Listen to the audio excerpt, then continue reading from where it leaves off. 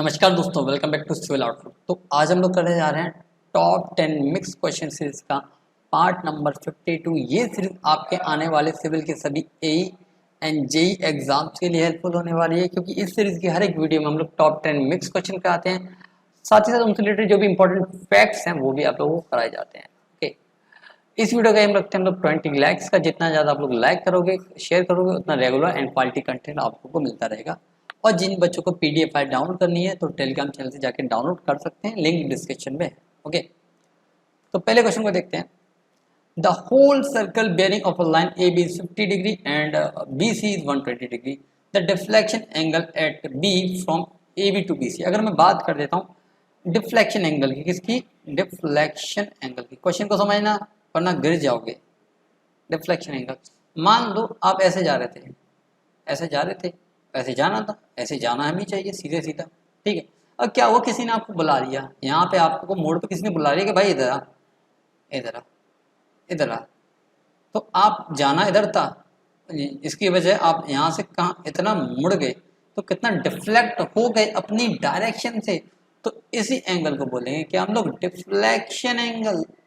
समझ गए simple way में? चलो ठीक है, अब क्वेश्चन को पढ़ते हैं। क्या पहले ए ये हो गया, चलो ठीक है। ए से बी कितना? 50 डिग्री। ये बनाने हमने 50 डिग्री, 50 डिग्री। अच्छा, बी ये हो गया, बी से सी कितना है? 120, तो 120 आएगा। ये हो गया 120 डिग्री। डिफ्लेक्शन एंगल यानी यहाँ से ये जाते जाते जाते भाई साहब कितना डिफ्लेक्ट हो गए, कितना बह गए। एक तरह से ये कह सकता है कितना बह गए, है ना। सख्त कहते, सख्त लड़का वो रहा, कितना बह गया। जाना इधर था, बह के कहाँ चला गया? इधर चला गया, ठीक है। तो ये 50 डिग्री है स्ट्रेट लाइन के थ्रू, तो ये भी 50 डिग्री होगा। अच्छा, पूरा 120 डिग्री है, पूरा कितना है? 120 डिग्री है। तो ये कितना होगा? ये कितना होगा सर? 70 डिग्री होगा। कितना होगा? 70। ये 120 में से 50 घटा दो, कितना बचेगा? 70 डिग्री बचेगा। तो आंसर क्या होगा? Option number B is the right answer. ठीक है, ये गलत है, यहाँ पे होगा बी। ठीक है, तो आंसर क्या होगा? Option number B is the right answer. Okay, चलो अगला क्वेश्चन देखते हैं। Which one of the following is carried out by two theodolite method. अच्छा, टू थ्योरलाइट या फिर वन थ्योरलाइट, दोनों की बात गौर से समझना है। वन थ्योरलाइट जिसको रैंकलाइन मेथड भी बोलते हैं, ये सारा होता है सर्कुलर कर्व की रेंजिंग के लिए। ठीक है, रट लो इसको, बहुत इंपॉर्टेंट क्वेश्चन है ये। ठीक, चलो तो इसका आंसर क्या होगा? Option number B is the right answer, sorry A is the right answer. Okay, चलो अगला क्वेश्चन है। Benchmark is established by. तो बेंच मार्क किसके द्वारा स्थापित करते हैं? तो स्प्लिट लेबलिंग के द्वारा बेंच मार्क स्थापित करा जाता है। तो इंपॉर्टेंट क्वेश्चन है, ये याद रखना। ठीक है, अगला क्वेश्चन देखते हैं। A sand deposit has a porosity, porosity यानी कि एन की बात कर रहा है, 1/3 एंड स्पेसिफिक ग्रेविटी यानी जीएस की बात कर रहा है 2.5 है। क्रिटिकल हाइड्रोलिक एजेंट to cause and boiling in the stratum will be. IC की बात कर रहा है, आईसी का फॉर्मूला क्या होता है? G minus one upon one plus C equal to होता है G minus one into one minus N. तो यहाँ पे ई नहीं दे रखा, एन दे रखा, तो ये वाला फॉर्मूला लगाएंगे हम लोग। तो जी माइनस वन और वन माइनस एन यानी कि 2.5 minus one into one minus 1/3 सीधा फॉर्मूला। तो इसका 1.5 बचेगा, ये 2/3 बचेगा, 3 से 5 जाएगा, 0.5 में 2 का मल्टीप्लाई करोगे तो 1 आंसर आएगा, यानी option number C is the right answer. ठीक है ना। चलो अगला क्वेश्चन देखते हैं। The rainfall on two successive 6 hour period is 2 centimetre and 4 centimetre. पानी पड़ा, टोकरी समझ लो, टोकरी में पानी कितना पड़ा? 2 + 4 सेंटीमीटर। कितने घंटे में? 12 घंटे में। ठीक है, 6 में ये और 6 में ये, तो total 12। If the surface run of resulting from this storm is 2.4। जब पानी ऊपर बह गया, ऊपर बह के आ गया, इसमें से ये पानी पड़ा, इसमें से कुछ पानी ऊपर रह गया, ऊपर गया 2.4। Calculate the phi index for the storm.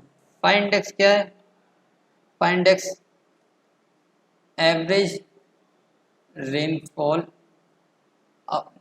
Above which run off cause. ठीक है, इसको ये बोलते हैं। तो यहाँ पे फाई इंडेक्स का फॉर्मूला बोलूँ तो P minus R upon time रहता है। प्रेसिपिटेशन कितना हुआ? 2 + 4 कितना चला गया? 2.4 चला गया, है ना। रन ऑफ इतना था। ओके, तो यहाँ पर टोटल टाइम कितना था? 12 आवर। तो ये बचेगा 3.6/12। ठीक है, एम में बदलेंगे तो ये 36 हो जाएगा, सॉरी 36। तो 12 से 3 बार जाएगा तो आएगा 3 mm पर आवर, क्योंकि यहाँ पे mm पर आवर में पूछा था क्वेश्चन। ओके, तो आंसर क्या होगा? ऑप्शन नंबर ए इधर राइट आंसर। ठीक है ना। चलो अगला क्वेश्चन देखते हैं। The deflection including the effect of temperature, creep, shrinkage after and before erection of partition etc। तो डिफ्लेक्शन की बात करें, अगर आफ्टर की बात कर रहा है तो आफ्टर कितना होता है? Span by 350। अच्छा, अगर सर बिफोर की बात करें तो बिफोर कितना होता है? Span by 250। तो आफ्टर बोला है तो 350 पे लाएगा, 350 350 350, एक ये तो आंसर डी राइट आंसर हो गया। बिफोर में कितना होता है? 250, तो आंसर क्या होगा? ऑप्शन नंबर डी इधर राइट आंसर। ठीक है ना। चलो अब अगला क्वेश्चन देखते हैं। Using population equivalent of BOD is equal to, तो पॉपुलेशन इक्विवेलेंट के अकॉर्डिंग बीओडी याद कर लो कितनी होती है? 70 ग्राम पर कैपिटा पर डे, इतनी बीओडी रिक्वायर्ड होती है पॉपुलेशन इक्विवेलेंट के थ्रू। ठीक है। अगला क्वेश्चन देखते हैं।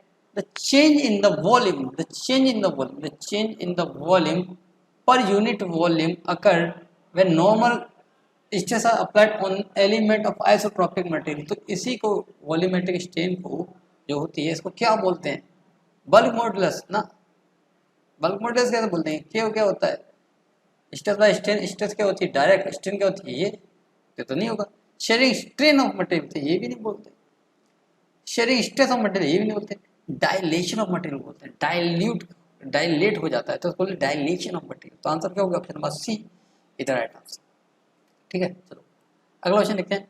The process of arriving at the rough cost of the project, तो उसको क्या बोलते हैं? प्रोबेबल कॉस्ट या फिर रफ कॉस्ट, तो उसको क्या बोलते हैं? एस्टिमेशन। एस्टिमेशन। एब्स्ट्रैक्ट कॉस्ट क्या होती है? एब्स्ट्रैक्ट कॉस्ट जो होती है कि अगर आप लोगों ने एस्टिमेट कर लिया, एस्टिमेट करने के बाद जो मटेरियल निकला, कितने मीटर क्यूब है, कितने टन होना है, उसकी रेट से गुणा करके जो कॉस्ट निकल के आती है उसको बोलते हैं एब्स्ट्रैक्ट कॉस्ट। डिटेल कॉस्ट क्या होती है? हर एक मटेरियल का डिटेल में कॉस्ट निकाला जाता है, उसको बोलते हैं डिटेल कॉस्ट। ठीक है। रफ कॉस्ट एक तरह से एस्टिमेशन का ही टाइप होता है, रफली काम करते हैं, लेकिन रफ कॉस्ट और एस्टिमेशन में जो most probable, accurate, appropriate answer होगा एस्टिमेशन। ठीक है ना। तो आंसर क्या होगा? ऑप्शन नंबर डी इधर राइट आंसर। अब देखते हैं अगला क्वेश्चन। इन्हें रिवर्स कर कैसे? ऐसे आप ऐसे गए फिर ऐसे गए। The super elevation provided at the point of reverse, ये पॉइंट ऑफ रिवर्स होता है। रिवर्स कर्वेचर इज, तो जब भी रिवर्स होगा, अगर आप मान लो टर्न कर रहे हो इससे एकदम छटाक से आपने यहाँ टर्न किया तो यहाँ सुपर एलिवेशन होगा? कॉमन सेंस से सोचो, नहीं होगा ना। एक तो मोड़ भी इतना तिरछा तीखा मोड़ है कि आपको जल्दी मोड़ना है, ऊपर सुपर एलिवेशन और हो जाए तो और दिक्कत हो जाएगी। तो इस कंडीशन में इस पॉइंट पे सुपर एलिवेशन क्या होता है? जीरो होता है। क्या होता है? जीरो होता है। ये लॉजिकल आंसर है ना। तो आंसर क्या होगा? Option number A is the right answer. अगला क्वेश्चन देखते हैं। अब देखते हैं क्वेश्चन का सॉल्यूशन, जो पिछली वीडियो का क्वेश्चन था, है ना। अब ये क्वेश्चन थोड़ा डाउट भी है, थोड़ा डिबेटेबल भी कह सकते हैं, है ना। क्या बोला? Maximum pressure under the same height. Pressure क्या होता है? Rho G H, same height H constant, G constant. Density की बात करूं, डेंसिटी डिपेंड करती है आपकी, डेंसिटी होती है आपकी, जी होता है density of fluid upon density of water.